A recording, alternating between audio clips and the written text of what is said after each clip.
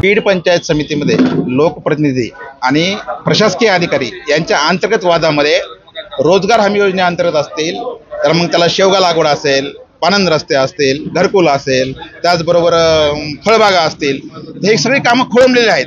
पूर्ण बीड जिल्ह्यामध्ये जर पाहिलं तर सध्या 2700 कामांवर जवळपास 88,446 मजूर आहेत. मात्र या 11 तालुक्यामध्ये फक्त बीड पंचायत समितीमध्ये केवळ 50 कामं सुरू असून 216 मजूर आहेत. बीडचे गट विकास अधिकारी या खुर्चीवर राहत नाहीत कारण त्यांना लोकप्रतिनिधी दमदाटी करतात असा शेतकऱ्यांचा आरोप आहे.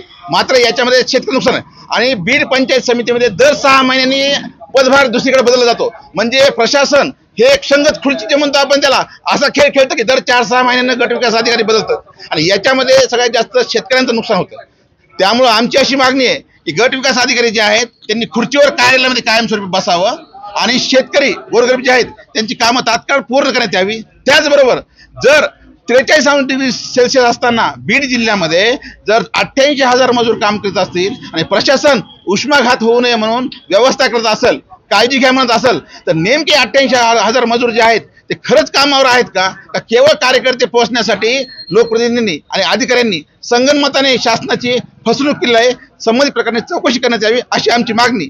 याकडे लक्ष वेधण्यासाठी आज आम्ही पंचायत समिती कार्यालयासमोर संगत खुर्ची लक्षवेधी आंदोलन केलेलं आहे.